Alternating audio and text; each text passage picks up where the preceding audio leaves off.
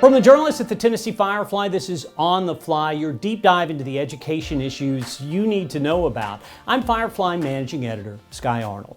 Well, artificial intelligence is quickly becoming a big part of all of our lives, and that includes classrooms. But how young is too young, and should there be guardrails for students? These are big questions the next governor of Tennessee is going to have to answer, and we're excited to be joined by the Republican nominee for that race, U.S. Senator Marsha Blackburn, to talk a little bit more about the issue. Marsha, thank you for joining us. I'm delighted to join you, and thank you for the good work that you all are doing for education with our kids. We want every child to have access to a world-class education. Important.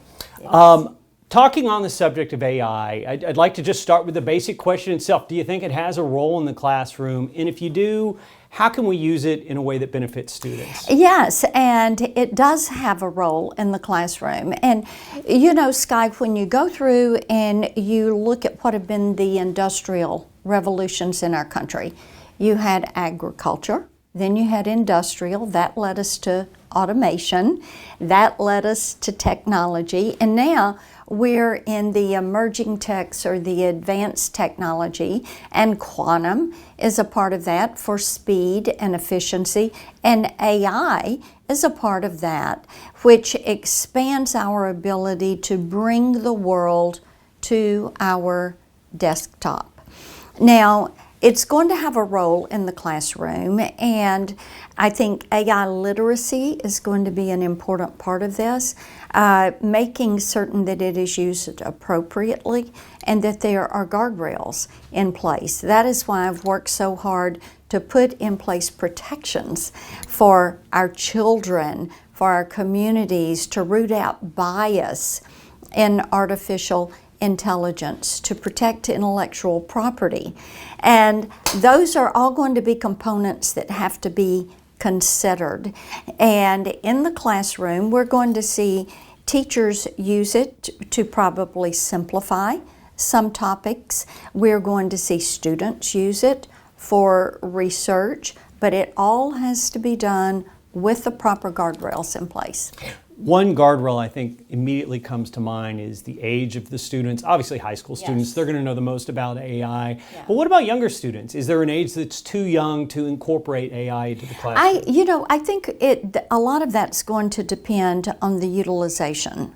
And you think about kids that are learning robotics, and they're middle school students that are doing that, not just high school students. You think about kids that are using AI as a learning aid, and all of this with, just as we've decided what you do at certain stages with math or with science or with history, and it's a part of that curriculum, you're going to see AI as that type of curriculum. This is age appropriate for this group and for that group. And I think as our teachers and our universities work on this, as our college curriculums for teachers, they will have a lot to say about what is age appropriate for children. Any other guardrails that you might propose as governor to make sure kids are using this appropriately and not cheating? That's the obvious concern. Well, and that is the concern that I've heard about from teachers. They want students to develop those critical thinking skills. And so having AI as a research tool is one thing. Allowing AI to do your homework for you is something else. We don't want that. We don't want that. And I had used a term, high tech, high touch, as the more high tech we get, the more high touch we like. And I had a teacher actually give that one back to me and said, you know, there are going to be times where instead of doing things on a tablet, you're going to want your students to actually work problems out on paper so that they have these critical thinking skills.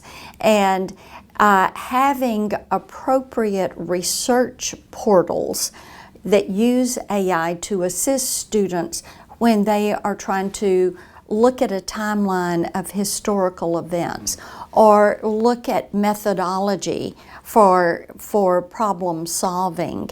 They felt like those are things that they, as instructors, would want to have the ability to work with to make certain it's appropriate for the student. So you're talking about teachers. Some universities are already instructing future educators about AI literacy. It's something Vanderbilt's doing today. Should that be required of any institution that Oh, absolutely. puts out You know, teachers? one of the things we know is that these emerging technologies, whether it's quantum for the speed or AI, you need to have teachers being trained on how to best use this and how to protect children.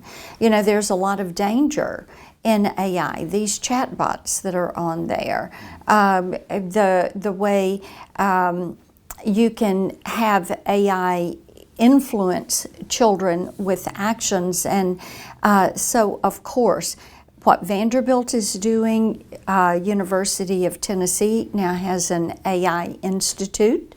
Smart move. They are looking at how this is interjected into every industrial sector that they're dealing with. You have MTSU that is developing a program that is going to deal with AI and different AI utilizations. This is all going to be helpful to teachers, to instructors, to parents, and ultimately to students to be prepared to use emerging technologies and be prepared to use artificial intelligence, not only in education, but using it appropriately in the workplace. Are there any other AI-related proposals you might put out there if elected in November that are important to you? Well, of course, always protecting our children.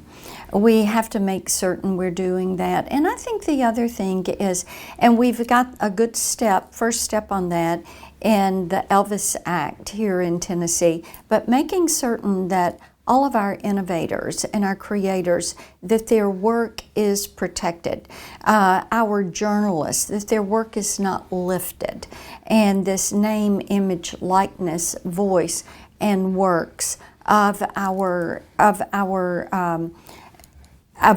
people, that is going to be a protection that is there. The other thing is looking at penalties for people that abuse AI, that go in and use it to replicate somebody's voice or image, but then they don't say that's a replication. Yeah. That is something that you want to be able to protect that person's individual rights. Speaking of protecting individuals and protecting students, didn't want to leave you without ending with a little discussion about something you proposed recently, the bell-to-bell cell phone ban. Yes. Would you talk to us a little bit about why, I think there may be some misunderstanding of it, why it's needed, and especially why it will build upon existing law? Yes, Tennessee's General Assembly took a good step last year to do a partial on this, and the results have been great.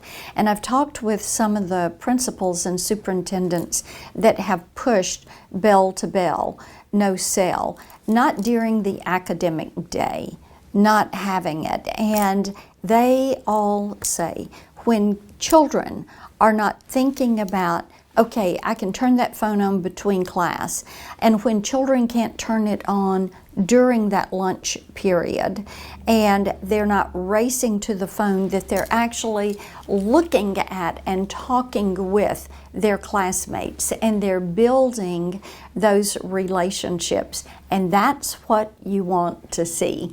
And they've talked about the increase in academics and test scores, but also just the ability of children to socialize and to have relationships with their classmates. So yes, continuing to work on the bell-to-bell, no cell. The research really speaks for itself, and there are so many principals and teachers and parents and even a lot of kids that say this would be a very good thing because you remove that temptation to be distracted. and to just pick it up and use it. Senator Blackburn, thank you very much. We Awesome. always appreciate having you on the fly. Look forward to always talking to you again appreciate in the future. Thank you so much. This edition. Catch us where you get your podcasts. I'm Sky Arnold.